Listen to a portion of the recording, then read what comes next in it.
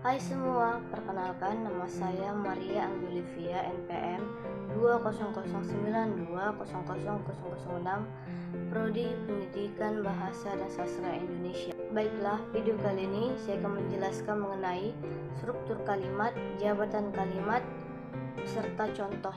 Struktur kalimat yang benar disusun berdasarkan aturan penulisan dalam bahasa Indonesia yang berlaku seperti keberadaan subjek, predikat maupun objek. Kalimat terdiri dari serangkaian kata yang disusun sesuai kaidah tertentu, di mana kalimat berperan penting dalam mengkomunikasikan informasi, menanyakan sesuatu, maupun mengekspresikan emosi. Pengertian struktur kalimat. Kalimat adalah sekumpulan kata yang diatur dengan kaidah yang berlaku dalam penulisannya. Kalimat diatur berdasarkan penulisan bahasa Indonesia yang baik dan benar.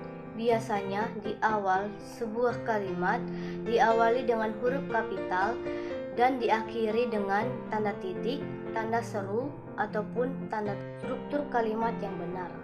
Struktur kalimat dibangun berdasarkan unsur-unsur yang tetap, yaitu SPOK. S. Subjek, P. Predikat, O. Objek, K. Keterangan. Subjek adalah unsur yang berada di depan predikat dan biasanya berupa kata atau frasa benda. Subjek dalam sebuah kalimat berfungsi sebagai pokok pembicaraan. Predikat adalah unsur yang menjelaskan sebuah subjek. Ciri khas predikat yaitu menjelaskan pekerjaan yang dilakukan subjek dan biasanya berupa kata kerja baik, aktif maupun pasif. Objek dan keterangan sama-sama terletak di bagian belakang kalimat dan sering dinilai sama. Namun, keduanya ternyata memiliki perbedaan dalam membuat kalimat pasif. Contohnya, di sini saya akan membuat contoh kalimat SPO.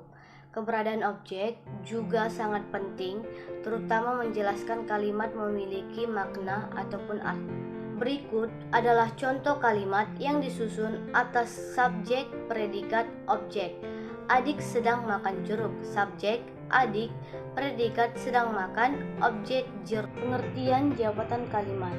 Yang pertama, subjek merupakan bagian kalimat yang menunjukkan pelaku. Yang kedua, predikat menunjukkan hal yang dilakukan atau keadaan subjek. Yang ketiga, objek merupakan pelengkap predikat. Yang keempat, keterangan merupakan fungsi tambahan. Ada satu lagi jabatan kalimat, yaitu pelengkap, merupakan pelengkap predikat tapi bukan sebagai objek. Macam-macam keterangan. Yang pertama, keterangan cara, contoh secara, dengan. Yang kedua, keterangan alat, contoh dengan. Yang ketiga, keterangan kesertaan, contoh bersama, dengan, beserta. Yang keempat, keterangan asal, contoh dari.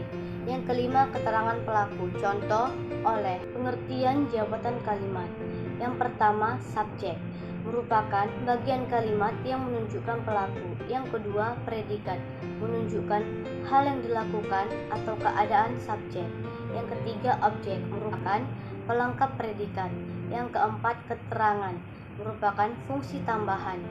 Ada satu lagi jabatan kalimat, yaitu pelengkap, merupakan pelengkap predikat tapi bukan sebagai objek. Macam-macam keterangan. Yang pertama, keterangan cara, contoh secara, dengan. Yang kedua, keterangan alat, contoh dengan.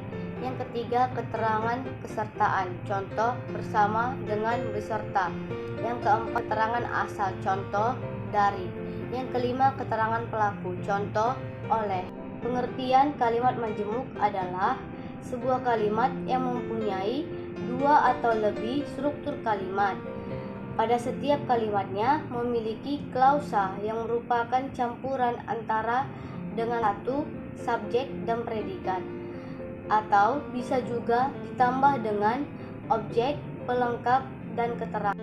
Contoh kalimat majemuk bertingkat dengan anak kalimat yang berperan sebagai subjek pada anak kalimat majemuk ini. Contoh kalimat majemuk bertingkat dengan anak kalimat pengganti subjek, yaitu yang ditangkap oleh polisi itu adalah seorang pengedar narkoba. Pada kalimat majemuk di atas, kalimat yang ditangkap polisi itu adalah anak kalimat pengganti subjek pada kalimat majemuk di atas. Adapun subjek yang diganti oleh kalimat itu adalah tersangka atau orang itu. Jika menggunakan subjek aslinya, maka kalimat di atas akan menjadi orang itu adalah seorang pengedar narkoba atau tersangka adalah seorang pengedar narkoba. Demikianlah hasil video yang saya sampaikan. Jika ada kata-kata saya yang kurang benar ataupun yang kurang pas, mohon dimaafkan.